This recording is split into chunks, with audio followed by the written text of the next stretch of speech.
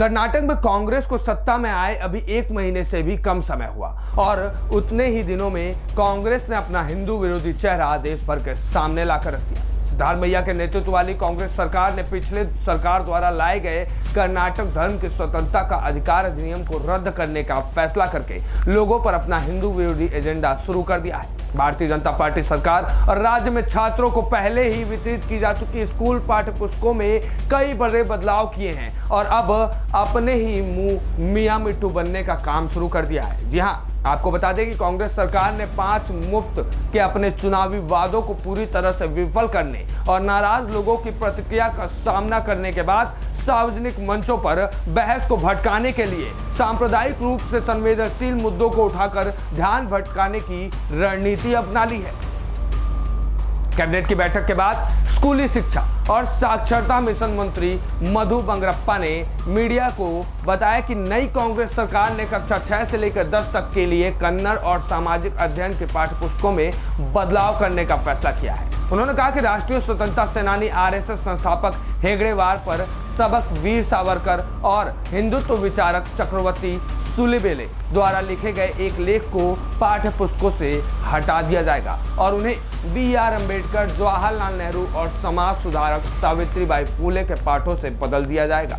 अब बता दें कि यह दावा करते हुए कि यह पिछली बसवराज बोम्मई सरकार द्वारा की गई पाठ्य पुस्तकों के भगवाकरण को साफ करने का एक प्रयास था। बंगरप्पा ने कहा कि चूंकि शैक्षणिक वर्ष शुरू हो गया था और करोड़ों बच्चों को पाठ्य पुस्तकें पहले ही वितरित की जा चुकी थी, इसलिए सरकार 15 पृष्ठ पूरक भेजेगी। पुस्तिकाओं में अगले 15 दिनों में शिक्षकों के परिवर्तन शामिल है। उन्होंने घोषणा की कि सरकार अगले पखवाड़े में पाठ्य पुस्तकों के समग्र सुधार के लिए 5 सदस्यीय विशेषज्ञ समिति का गठन करेगी, जो अगले शैक्षणिक वर्ष से लागू होगा। वहीं सिद्धारमैया सरकार द्वारा लिया गया एक अधिक कठोर निर्णय स्पष्ट रूप से अल्पसंख्यकों की लॉबी के आगे झुकना, कर्नाटक धर्म की स्वतंत्रता का अधिकार अधिनियम यानी कि धर्मांतरण विरोधी कानून को निरस्त करना था, जो 2022 की शुरुआत में लागू हुआ था। कर्नाटक ने कई अन्य राज्यों का अनुसरण किया था। सरकारें जिन्होंने पिछले कुछ वर्षों में बड़े पैमाने पर धर्मांतरण को समाप्त करने के लिए इसी तरह के कानून पारित किए थे। हालांकि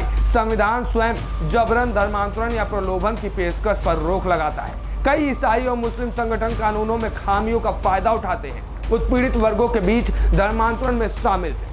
कर्नाटक के कानून ने धर्म की स्वतंत्रता के अधिकार और गलत बयानी, बल, अनुचित प्रभाव, जबरदस्ती, प्रलोभन या किसी भी धोखाधड़ी के माध्यम से एक धर्म से दूसरे धर्म में गैर कानूनी रूपांतरण पर रोक लगाने के संरक्षण के लिए प्रदान किया ऐसे प्रावधान जिन्हें चुनौती नहीं दी जा सकती थी। लेकिन धर्मांतरण रैकेट चलाने वाले अवैध धर्मांतरण के लिए 3 से 5 साल की कैद और 5 लाख रुपए के जुर्माने जैसे दंडात्मक प्रावधानों से डरते थे।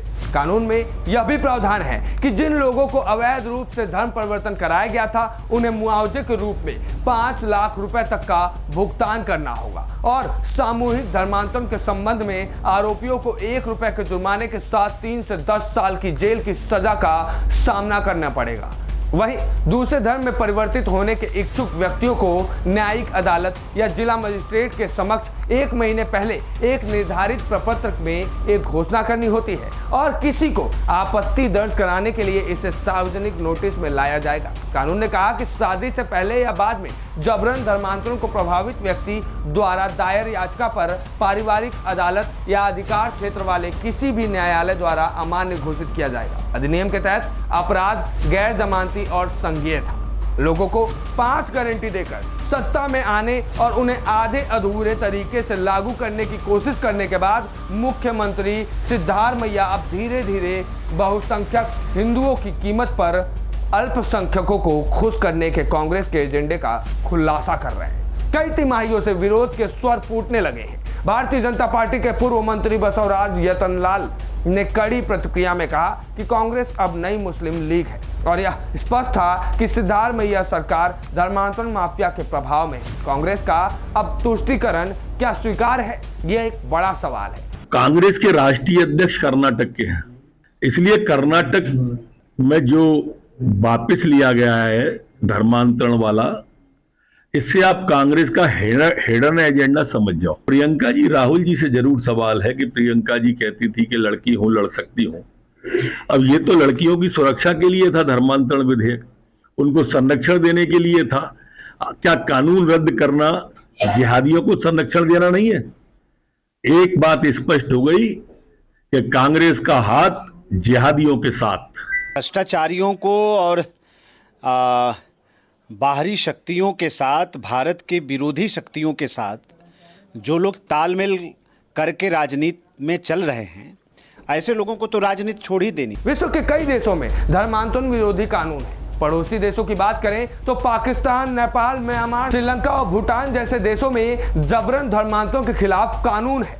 पाकिस्तान में जहां जबरन धर्म परिवर्तन के सबसे अधिक मामले सामने आते हैं, वहां सबसे कठोर कानून है। पाकिस्तान में 18 वर्ष से कम उम्र के लोग अपना धर्म नहीं बदल सकते। इसके अलावा पाकिस्तान में जबरन धर्मांतरण पर 5 साल की कैद से लेकर उम्र कैद तक की सजा का प्रावधान है। नेपाल में भी कुछ यही हाल है। नेपाल में जबरन धर्मांतरण पर 6 साल तक की सजा, म्यांमार में 2 साल और श्रीलंका में 7 साल तक की सजा हो सकती है। भूटान के कानून में सजा का उल्लेख नहीं है, किंतु यहाँ भी जबरन धर्मांतरण कानून विरुद्ध है। ऐसे में यह विचारणीय है कि घोषित तौर पर इस्लामिक बौद्ध राष्ट्रों में जबरन धर्मांतरण के विरुद्ध कानून है, किंतु विश्व के सबसे बड़े लोकतंत्र में एक सम्मत कानून नहीं है। और जिन राज्यों में कानून है, वहां भी कांग्रेस सत्ता में आने के बाद उन्हें या तो कमजोर कर रही है अथवा उन्हें निरस्त करना चाहती है। कांग्रेस के नेता राहुल गांधी मोहब्बत से नफरत को हराने की बात करते हैं, लेकिन इस मोहब्बत की आड़ में जो धोखाधड़ी और साजिशें होती हैं, उस पर वो और उनकी पार्टी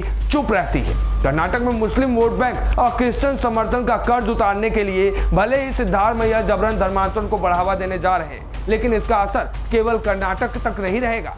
इस साल होने वाले विधानसभा चुनाव और अगले साल लोकसभा चुनाव में धर्मांतरण से मोहब्बत पर सवाल जरूर उठेंगे।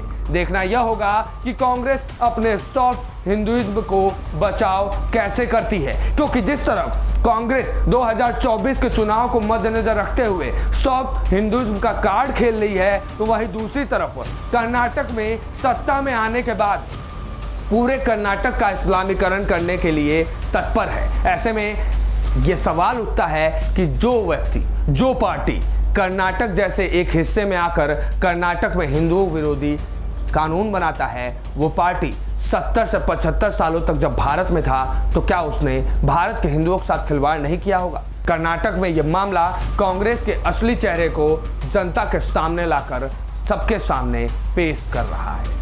ए न्यूज़ टुडे से विश्वेश तिवारी की रिपोर्ट।